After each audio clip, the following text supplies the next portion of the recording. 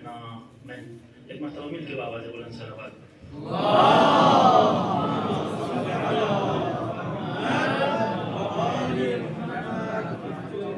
سب سے پہلے شب میلاد ولادت باسعادت امام جواد علیہ السلام کی مناسبت سے آپ تمام علماء کرام، زائرین اعظام، بالخصوص مراجع تقلید، مقام معظم رہبری اور بالاخص امام زمانہ جل اللہ تعالی فرجہ الشریف اور آپ کے والد گرامی امام رضا علیہ السلام اور آپ کی پھوپھی حضرت جناب فاطمہ معصومہ سلام اللہ علیہ کی خدمت میں ہدیہ تبریک عرض کرتا ہوں۔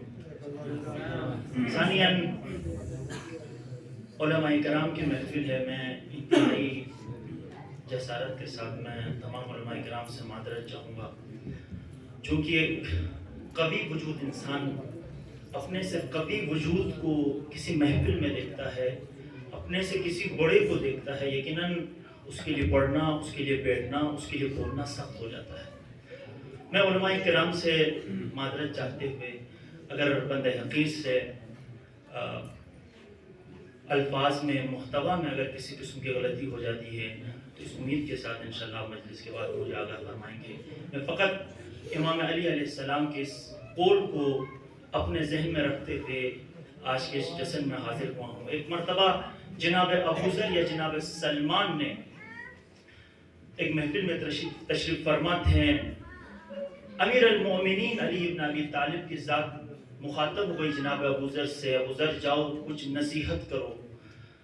جناب ابو ذر نے کہا مولا آپ کے ہوتے ہوئے، آپ کی موجودگی میں مجھ جیسے ادنے سے بندے کی کیا اہمیت اور کیا ارزش ہے کہ میں آپ کے ہوتے ہوئے لب کشائی کروں۔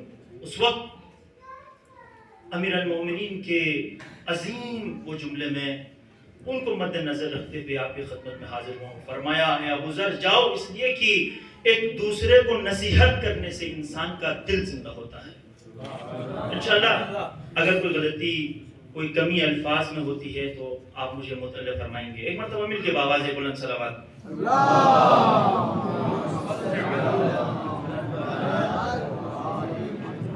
ماہ رجب المرجب میں ہم موجود ہیں اور انتہائی بافضیلت والا مہینہ، انتہائی بابرکت مہینہ، انسان اس مہینے میں اپنے گناہ کم کروا سکتا ہے۔ اس مہینے کی اہمیت کے لیے فقط رسول گرامی قدر کا ایک واقعہ نقل کر کے میں امام جواد علیہ السلام کی شخصیت پر کچھ گزارشات اور آپ کی زحمتوں کو تمام کروں گا۔ عزیزان گرامی قدر، ثوبان جو اصحاب امام، اصحاب پیغمبر گرامی قدر میں سے ہیں، ثوبان بہت بڑی شخصیت تھی۔ جناب ثوبان وہ شخصیت تھی کہ وہ رسول خدا سے اتنا عقیدت اور اتنا احترام رکھتے تھے کہ ایسا ہو ہی نہیں سکتا تھا جناب ثوبان پیغمبر گرامی قدر کسی محفل میں ہوں اور جناب ثوبان اس محفل میں نہ ہوں۔ ایک مرتبہ جناب ثوبان پریشانی کے عالم میں رسول گرامی قدر کے پاس آتے ہیں، اور آنے کے بعد جب دیکھا رسول خدا نے پریشانی کے عالم میں، جناب ثوبان سے کہا ثوبان پریشان دکھائی دیتے ہو، کیا بات ہے؟ جناب ثوبان نے فرمایا مولا میں اس فکر میں تھا کہ کل جب قیامت آئے گی اس وقت یقیناً اگر میں اہل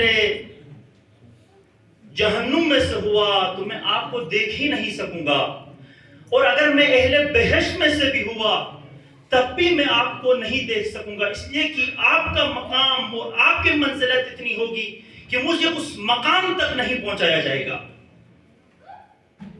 یہ جناب ثوبان کی منزلت تھے، اور اسی کے بعد ایسے افراد کے لیے خداوند عالم کی جانب سے آیت نازل ہوئی کہ ایسے افراد رسول گرامی قدر کے ساتھ محشور ہوں گے۔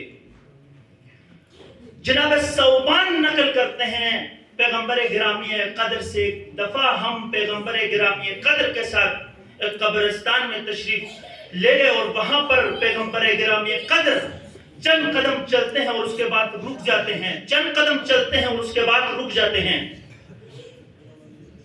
جناب ثوبان کہتے ہیں میں آگے بڑھا اور پیغمبر سے وجہ دریافت کی، مولا کیا بات ہے؟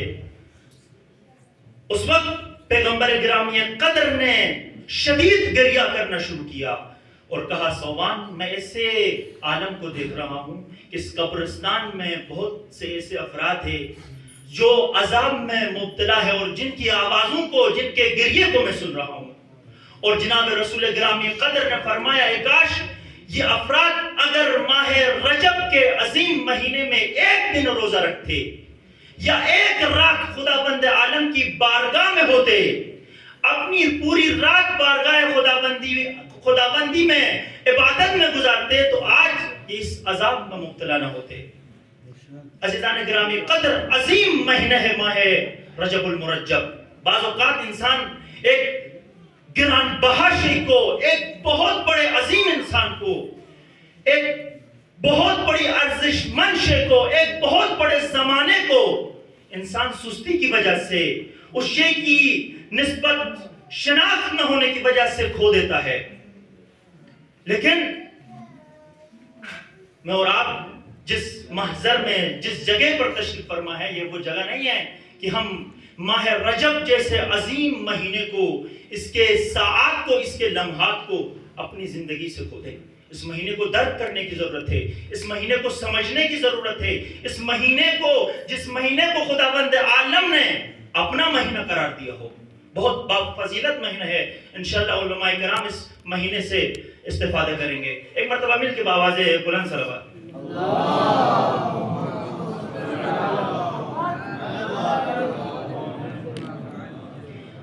عزیزان گرامی قدر, امام رضا علیہ السلام, جب امام جواد علیہ السلام کی ولادت ہوتی ہے تو عجیب جملے امام رضا کے لبھائے مبارک سے ادا ہوتے ہیں. کہا هذا المولود الذي لم يولد مولود اعظم برکۃ من شیعتنا من. یہ ایسا موجود ہے, یہ ایسا مولود ہے کہ اس سے پہلے کوئی ایسا مولود دنیا میں آیا ہی نہیں ہے, ہمارے چاہنے والوں میں آیا ہی نہیں ہے. عزیزان گرامی قدر, اگر اس روایت کو, امام علیہ السلام کے ان الفاظ کو فقط ابتدائی نگاہ سے دیکھیں تو سمجھ سے باہر ہیں, اس لیے کہ ہر کوئی یہ کہے گا کہ اس سے پہلے ہمارے اتنے امام آئے, کیا ان میں سے کوئی بھی ایسا امام نہیں تھا جو امام جواد علیہ السلام سے بابرکت ہو. لیکن اس روایت کے سیاق اور سباق کو مد نظر رکھیں اور اس زمانے میں جا کے دیکھیں جس زمانے میں امام رضا موجود تھے, تو اس روایت, یہ روایت, اس کا محتوا, اس کے الفاظ صحیح طریقے سے ہم سمجھ سکتے ہیں. عزیزان کرام قدر, امام جواد علیہ السلام کی ولادت ایسے موقع پر ہو گئی جس وقت امام رضا علیہ السلام 47 برس کو ہوئے اور امام علیہ السلام کے لیے کوئی اولاد نہیں ہوئی تھی, اور جس کی وجہ سے مذہب واقفیہ وجود میں آیا تھا. تمام دشمنوں کی پروپیگنڈے کی مشینریاں اس وقت پروپیگنڈا کرنے میں مشغول تھی اور بہت ساروں نے امام رضا علیہ السلام کی امامت کا انکار کیا تھا. امام رضا ہر وقت یہی جواب دیتے تھے کہ انشاءاللہ میرے لیے ایک ایسا فرزند ہوگا جو بسر ہوگا, اور یہ کہہ کر امام چلے جاتے تھے. اور کئی مقامات پر امام کو یہ طعنہ دیا کرتے تھے کہ امام بے اولاد ہوں گے, اور اسی کو چونکہ صاحب اولاد ہونے کو امام کی ایک علامت سمجھا جاتا تھا, اور امام رضا چونکہ ابھی تک امام رضا کی کوئی اولاد نہیں ہوئی تھی, کہا کہ آپ کو ہم امام ماننے کے لیے تیار نہیں ہیں. ایسے موقع پر وجود نازنین امام رضا کا, اس امام جواد کا اس دنیا میں آنا یقیناً باعث مسرت تھا امام رضا کے چاہنے والوں کے لیے, خود امام کے لیے. لہذا امام رضا علیہ السلام کو کہنا پڑا هذا المولود الذي لم يولد مولود اعظم برکۃ من شیعتنا من, کہ ایسا مولود اس سے پہلے آیا نہیں تھا. ایک مرتبہ مل کے بآواز بلند صلوات.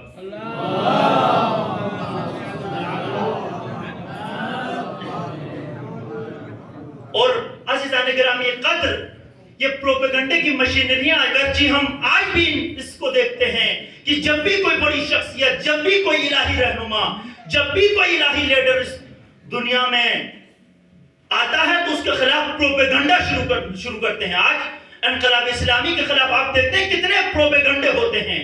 آج کوئی بھی بڑی شخصیت اس دنیا میں آتی ہے کتنے پروپیگنڈے ہوتے ہیں.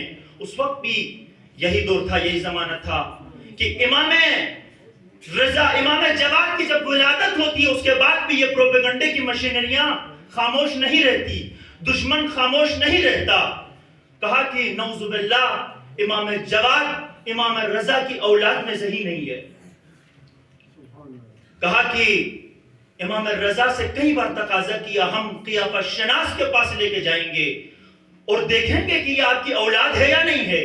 امام رضا منع فرماتے تھے کہ میں یہ کام نہیں کروں گا, اگر تم چاہتے ہو کہ قیافہ شناس کے پاس لے جاؤ تو لے جا سکتے ہو, لیکن میں یہ کام نہیں کروں گا. اور یہ دلیل کے طور پر بیان یہ کرتے تھے کہ رسول گرامی قدر جب اپنے زمانے میں رسول گرامی قدر قیافہ شناس کی بات پر اعتماد کرتے تھے, لہذا قیافہ شناس کے پاس لے کے جاتے ہیں. ایک دفعہ لے کے گئے یہ افراد اور امام رضا کے کچھ گھریلو افراد کے ساتھ یہ لے کے گئے, اور امام رضا کسی دور جگہ پر کام کر رہے تھے. اور قیافہ شناس سے کہا بتاؤ ان میں سے کون اس بچے کے والد ہوں گے. اس قیافہ شناس نے تمام چہروں کو پڑھنے کے بعد کہا ان میں سے کوئی ایک فرد بھی امام جواد علیہ السلام کے والد نہیں ہے. اگر امام کا کوئی والد ہو سکتا ہے, امام رضا کی طرف دور امام رضا تشریف فرماتے اشارہ کرتے ہوئے فرمایا اگر کوئی اس کے والد ہو سکتے ہیں تو یہ شخصیت ہو سکتی ہیں.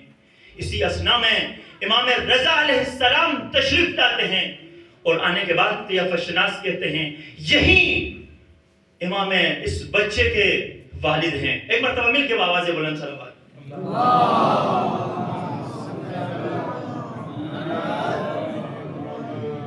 عزیزان گرامی قدر, امام رضا کی ولادت جب ہوتی ہے تو ایسے عالم میں چونکہ امام رضا 47 برس کو ہوئے تھے اور بہت سارے لوگ سوال کرتے تھے. خود شیعان علی ابن ابی طالب سے بھی بہت ساروں نے سوال کیے, اس میں سے بہت ساروں نے سوال کیا کہ مولا بتائیے آپ کے بعد آپ کا جانشین کون ہوگا. جب تک ابھی یہ بچہ ہے, ابھی اس کی عمر اتنی نہیں ہے کہ یہ امامت کے اس عظیم عہدے کو سنبھالے. اس وقت بھی امام رضا علیہ السلام یہی فرمایا کرتے تھے کہ یہی بچہ ابو جعفر میرے بعد میرے جانشین ہوں گے.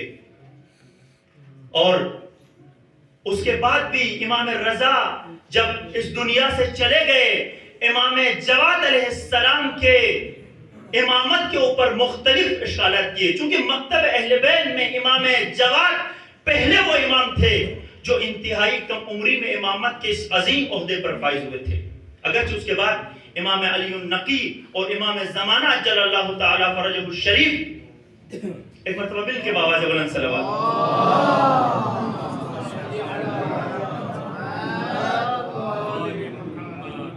بھی انتہائی کم عمری میں امامت کے اس عظیم عہدے پر فائز ہوئے تھے. لیکن امام جواد علیہ السلام پہلے وہ امام تھے جو انتہائی کم عمری میں امامت کے اس عظیم عہدے پر فائز ہوئے تھے. اور یہی چیز سبب بنی کہ کیسے ممکن ہے کہ ایک چھوٹا سا بچہ امامت کے اس عظیم عہدے کو سنبھالے. خود امام کے چاہنے والوں نے, خود دشمنوں نے ہر طرح کا پروپیگنڈا کیا کہ امام جواد امام نہیں ہو سکتے. لیکن امام رضا نے کئی بار, اور خود امام رضا نے ایک مرتبہ امام رضا سے کسی چاہنے والے نے کہا کہ مولا یہ بچہ کیسے امامت کے اس عہدے پر فائز ہو سکتا ہے. اس وقت امام رضا نے کہا اگر عیسی ابن مریم ابھی ماں کی گود میں ہے, اگر نبی بن سکتا ہے, خدا کا نمائندہ بن سکتا ہے, ولی بن سکتا ہے, تو میرا یہ بچہ جو کہ عیسی ابن مریم سے بھی بڑا ہے کیوں اللہ کا ولی نہیں بن سکتا, کیوں اللہ کا نمائندہ نہیں بن سکتا. اس طرح سے مختلف جوابات دیتے تھے. اور خود امام جواد علیہ السلام کے دور میں بھی بہت سارے پروپیگنڈا کرنے والوں نے امام کی امامت پر اشکالات اٹھائے, اور یہی وجہ بنی کہ بہت سارے مناظرات امام جواد علیہ السلام کی زندگی میں ملتے ہیں. امام علیہ السلام نے ہر قسم اپنی امامت کو ثابت کیا، علمی انداز میں، علمی طریقے سے، مناظروں کے ذریعے سے لوہا منوایا اپنا کہ میں امام ہوں، اور جو ہے امام رضا کے بعد خدا بند عالم کا حقیقی نمائندہ میں ہوں، منوایا امام رضا علیہ السلام نے۔ امام علیہ السلام کی دو خصوصیات کی طرف میں اشارہ کر کے آپ کی زحمتوں کو تمام کروں گا۔ پہلی خصوصیت امام جواد کی یہ تھی کہ امام رضا، امام جواد علیہ السلام علم و دانائی سے آراستہ تھے۔ امام نے علم کے ذریعے سے، دانش کے ذریعے سے منوایا کہ میں امام ہوں، اور یہ بھی منوایا کہ میں امام رضا کے بعد امام رضا کا جانشین ہوں۔ ایک مرتبہ مل کے باواز بلند صلوات۔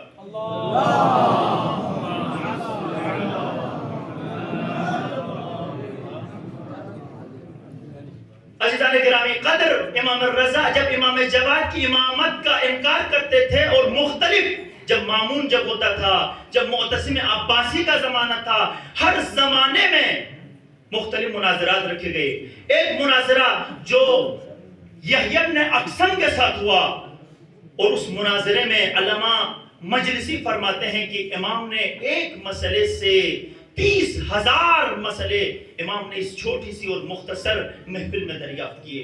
امام علیہ السلام سے جب یحییٰ بن اقسم نے پوچھا کہ بتاؤ، اگر کوئی احرام کی حالت میں شکار کرتا ہے تو اس کا کفارہ کیا ہوگا؟ امام نے اسے بتایا، اگر کوئی احرام کی حالت میں شکار کرتا ہے تو آپ بتاؤ کہ جب شکار کر رہا ہے یہ شخص آیا حج کا احرام پہنا ہوا ہے یا عمرے کا احرام پہنا ہوا ہے؟ آیا اس نے کسی چھوٹے جانور کا شکار کیا ہے یا کسی بڑے جانور کا شکار کیا ہے؟ آیا کسی پرندے کا شکار کیا ہے یا کوئی غیر پرندہ ہے؟ اس طرح سے امام نے ہزاروں مسئلے اس ایک مسئلے پر جب اس ایک مسئلے میں بیان کیا، اس وقت یحییٰ بن اقسم پیشمانی کے عالم میں اپنا سر جھکاتے ہیں، اور ایک مرتبہ مامون بڑے فخر سے کہتے ہیں، پروردگارا خدا کا شکر جو میں چاہتا تھا وہی ہو گیا۔ میں یہ چاہتا تھا کہ امام کی امامت کو دیکھوں، امام کے کمالات کو دیکھوں، اور ایک مرتبہ مل کے بابا سے بلند صلوات۔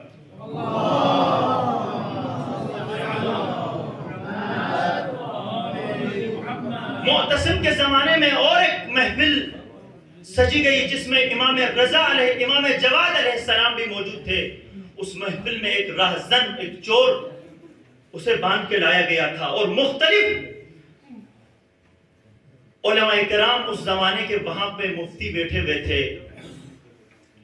اور ان سے دریافت کیا، بتاؤ اس چور کے ہاتھ کیسے کاٹے جائیں؟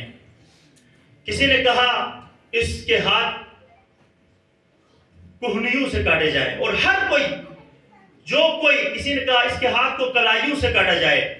ہر کوئی اپنی دلیل دیتا رہا۔ مامون معتصم عباسی پوچھتا تھا کہ جہاں سے کاٹنا ہے اس کی دلیل بھی ساتھ بتاؤ۔ ہر کوئی اپنی دلیل بیان کرتا گیا، لیکن جب معتصم قانع نہیں ہوا، اس وقت امام جواد علیہ السلام کی طرف رخ کیا اور کہا، بتاؤ اس چور کے ہاتھ کو کیسے کاٹا جائے؟ اس وقت امام جواد علیہ السلام نے فرمایا، اس کے ہاتھ کو اس کی انگلیوں سے کاٹا جائے، اس لیے کہ ہتھیلی جس طرح سے انسان اپنی پیشانی زمین پر رکھتا ہے، اسی طرح ضروری ہے انسان کے لیے حالت سجدہ میں انسان کی ہتھیلی بھی زمین پر ہو۔ اور یہ مساجد خداوندی ہے، یہ مساجد اللہ تعالیٰ ہے، یہ اللہ کو سجدہ کرنے کی جگہ ہے، اس کو نہیں کاٹ سکتے ہیں۔ یہ دلیل جب معتصم نے سنا، کہا کہ یہ بچہ جس طرح سے بتا رہا ہے اس پر عمل کرو۔ اور امام جواد اگرچہ انتہائی بچپنے کے عالم میں تھے، چھوٹے تھے، اس کے باوجود امام علیہ السلام کی بات کو مانا گیا، اور چور کو اس طرح سے سزا دی گئی ہے جیسے امام جواد علیہ السلام نے کہا تھا۔ ایک مرتبہ مل کے بابا سے بلند صلوات۔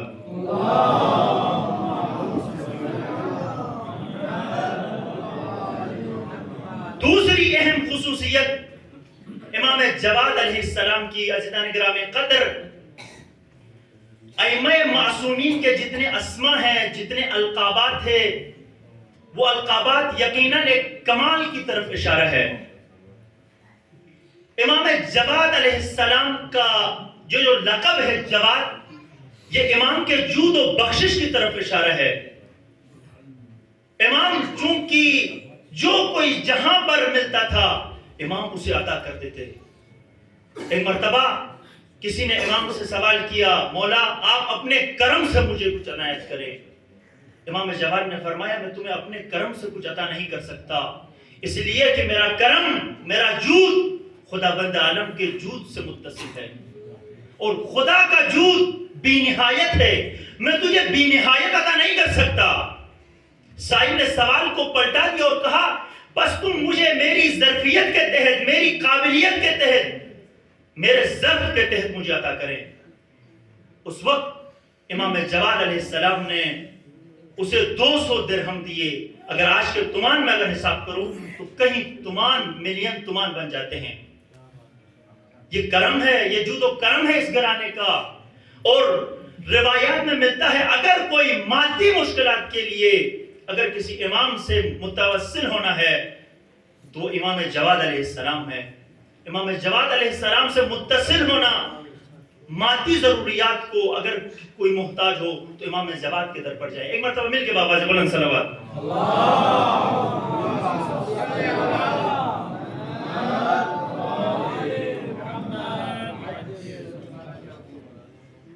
ایک مرتبہ آواز بلند صلوات۔